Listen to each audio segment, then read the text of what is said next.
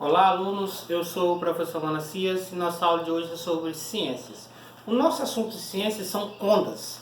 Especificamente são as páginas 57, 58, 59, 60 e parte da 61, certo? Aqui é o seguinte, nosso assunto começa em ondas em uma corda, por exemplo. Consiste em uma corda esticada com uma de suas extremidades presa a uma parede, outra e a outra segurada por uma pessoa. Se a pessoa realizar um movimento rítmico sob e desde a sua mão, fará com que uma onda se propague na corda esticada, como mostrado no esquema a seguir, né? Você vai observar aqui, por exemplo, aqui tem a parede onde ela está presa e aqui a mão balançando. Mas a mão ela balança de um lado para o outro ou de cima para baixo, criando esse formato de onda, né? Aqui é o seguinte, o conceito de onda. Ondas são perturbações regulares que se propagam, mas não transportam matéria. As ondas apenas transportam energia. A ondulatória é a parte da física que estuda as ondas e os fenômenos relacionados a ela. Então, quando nós estamos falando de ondas, nós estamos falando sobre ondulatória, que é a parte da física que estuda as ondas. E no conceito de onda, nós podemos perceber que a onda ela gera energia. Por exemplo, se você pega uma corda e balança em direção à pessoa, você está dando uma lapada nela. Então a pessoa sente aquela energia do movimento que aquela corda fez, né? Ou então o impulso, quando você balança do lado para o outro, você vê que gera um peso. Mas aquilo não é matéria, é simplesmente energia gerada pelo movimento da corda, que no caso seria a onda. Aqui ele fala o seguinte, frequência de uma onda. Uma das características importantes de qualquer onda é sua frequência, tá certo? Aí é o seguinte, ou seja, o número de oscilações por unidade de tempo. A unidade mais comum usada internacionalmente para expressar a frequência de uma onda é o Hertz, simbolizado por Hz. Pode ser interpretado como uma oscilação por segundo. Então, em geral, nós podemos definir uma onda como uma frequência. A frequência da onda é chamado Hertz. E o Hertz é simbolizado pelas letras H maiúsculo e Z minúsculo. Tá certo?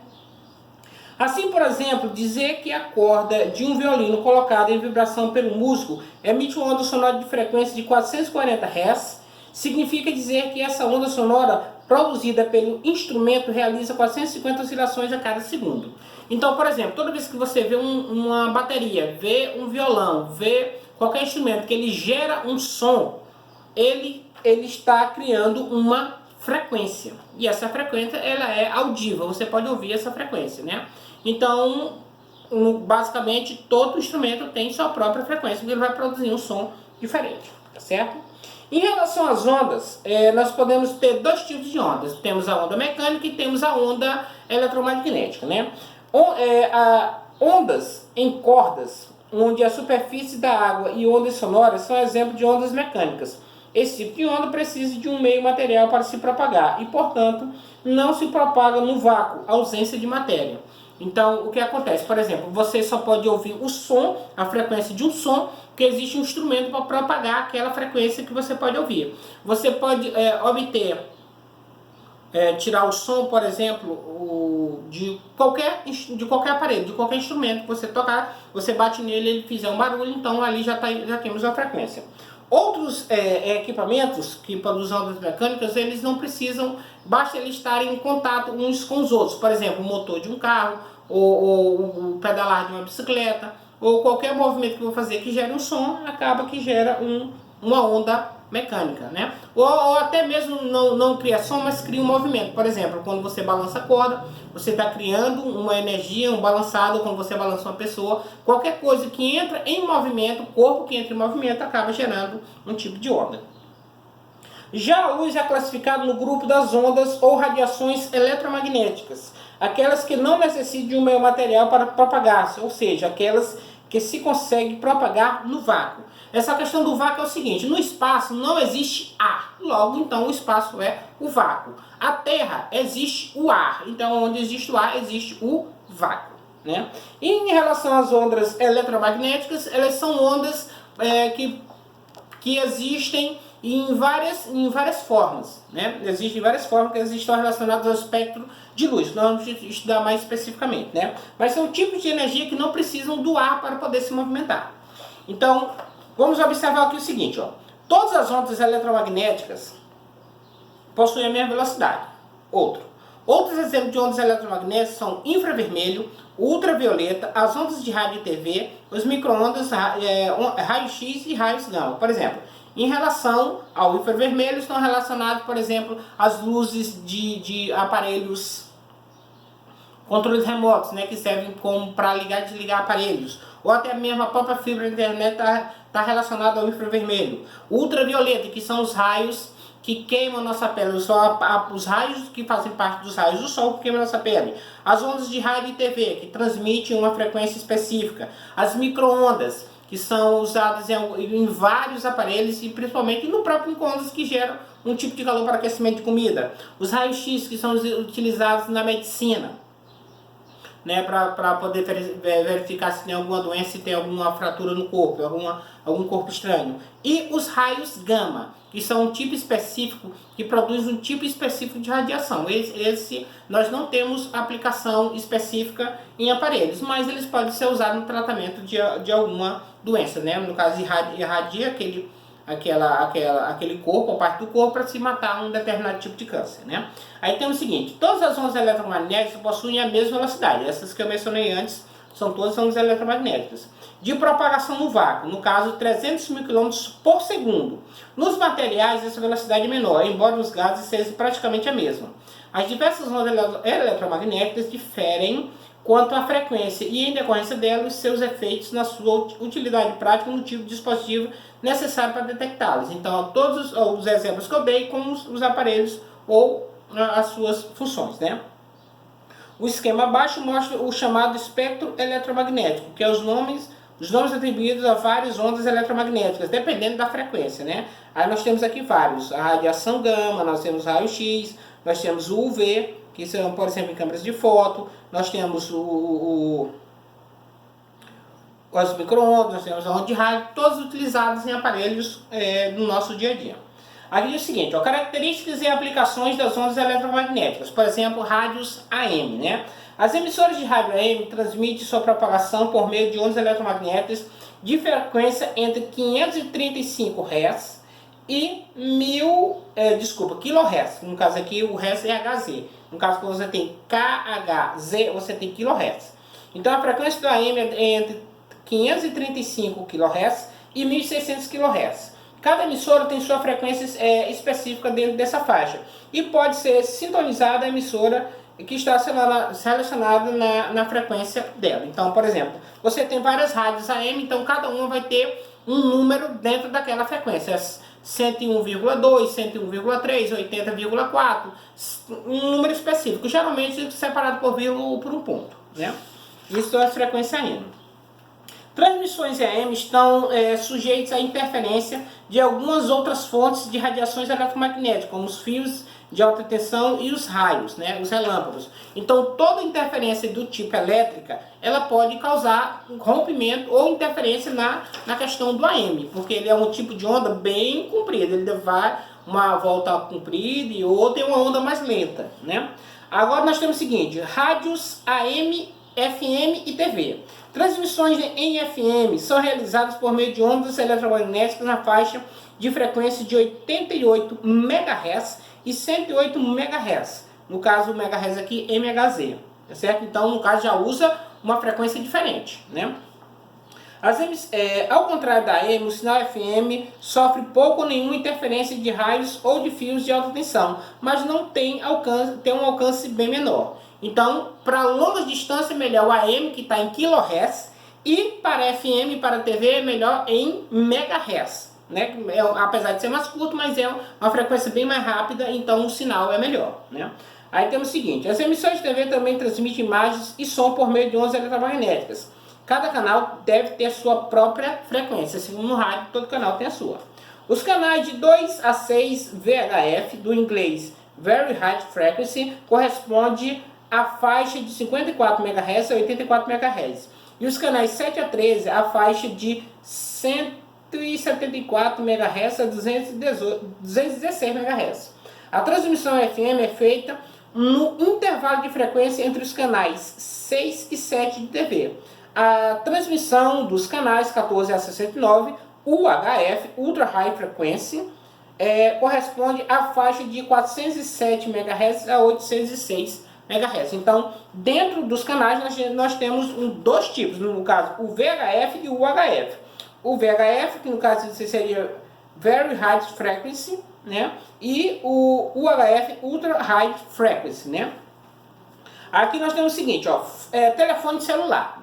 Especificamente, não tem no livro, mas eu vou dizer para vocês, ó, a frequência das torres de celular está em torno de 2.600 MHz, né? Quando você usa o seu aparelho celular, ele está nessa frequência, 2.600 MHz.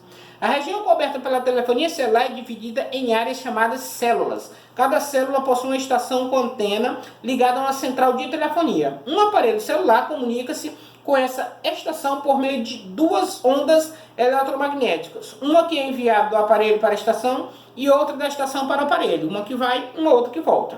Cada estação permite que um número, no caso, limitado de aparelhos estejam em uso simultâneo. Por isso, em células com muitos usuários, é frequente haver congestionamento do sistema, que é o que acontece, por exemplo, na nossa região. Os aparelhos que permitem a utilização de internet via operadora, ele tem pouca capacidade. Então, existe mais celulares do que o aparelho pode suportar. E o que acontece? Nós acabamos tendo internet de operadora ruim, né?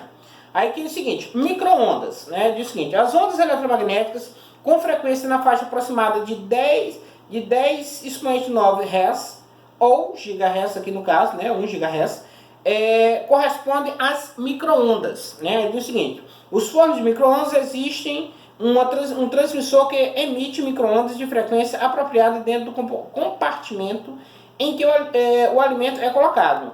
Tais ondas transferem energia para as moléculas de água do alimento. A água se aquece e, por consequência, aquece também os demais constituintes do alimento. Materiais como vidro, cerâmica e plástico não são aquecidos diretamente pelo aparelho. Então, o aparelho micro-ondas, ele utiliza realmente as micro-ondas e é um aparelho muito comum utilizado hoje em dia nas cozinhas, né? Ele serve para aquecer o alimento. Ele aquece especificamente o líquido que existe no alimento, que acaba aquecendo as outras partes nutrientes que existem naquele alimento, tá certo? Aqui é o seguinte, as micro-ondas são empregadas em transmissões via satélite. Como assim essas transmissões via satélite? TV, telefonia e rádio. Veja bem, TV, telefonia e rádio utilizam micro-ondas para poder, na sua transmissão, né, que são ondas eletromagnéticas. Já a fibra da internet, ela utiliza infravermelho, que é uma energia diferente, né? É a mesma do controle remoto, tá bom? Aqui é o seguinte, os aparelhos de localização por GPS recebem sinais de satélite em órbitas por meio de micro-ondas. Esse tipo de onda eletromagnética também é usado nos radares, aparelhos que emitem micro-ondas e captam o retorno dessas ondas após serem refletidos por objetos. Radares permitem avaliar a posição ou a velocidade de objetos, como aviões, mísseis e automóveis. Então você vê que a infinidade de aparelhos que utilizam micro-ondas é muito grande. Na verdade, os mais tecnológicos utilizam hoje em dia as micro-ondas. Aí aqui diz o seguinte, refletores parabólicos. Quando um feixe de ondas eletromagnéticas paralelas atinge um refletor parabólico côncavo, essas ondas são refletidas e passam todas para um mesmo ponto denominado ponto focal do refletor. Por causa disso, essas estruturas são muito úteis na recepção de sinais fracos emitidos em locais distantes, tais como ondas de rádio provenientes de satélite de comunicação, ondas de luz provenientes de estrelas. As ondas, após a reflexão, são concentradas em um único ponto e por isso o sinal é ampliado. Então veja bem, TVs via satélite, internet via satélite, TV via satélite ou aparelhos telefônicos via satélite, eles captam a energia que vem na forma de ondas eletromagnéticas direto para uma antena parabólica. E essa antena parabólica capta e consegue segurar aquele sinal. Então, quanto maior for a bacia para um determinado aparelho que recebe as micro-ondas, melhor vai ser a sua recepção, melhor vai ser o seu sinal. tá certo? Aqui nós temos o seguinte, ó, nós temos aqui uma nossa atividade que ela vai ter 11 questões, né? Mas todas são simples. Primeira, como são chamadas as perturbações regulares que se propagam, mas não transportam matéria? Segunda questão, como é chamada a parte da física que estuda as ondas e seus fenômenos? Terceira questão, qual o nome, o tipo e o símbolo do número de oscilações por unidade de tempo das ondas? Quarta questão, existem dois tipos de ondas. Quais são? Isso aí tá fácil. Quinta, como é chamada o tipo de onda que precisa de um meio material, o ar, para se propagar? Sexta, como é chamado o tipo de onda em que não precisa de um meio material para se propagar? Então você observa que a resposta da 5 e da 6 está lá na quarta, né? Sétima, quais as frequências dos rádios AM e FM? Oitavo, qual a menor e a maior frequência de TV? Nona, frequência da telefonia celular e da internet de fibra. No caso, qual é a frequência da fibra da internet, né? Décima, qual o tipo de onda utilizada por TVs, telefonia e rádios? Né? Eu falei agora há pouco. 11ª, qual o tipo de onda utilizado pela fibra ótica? Tá certo?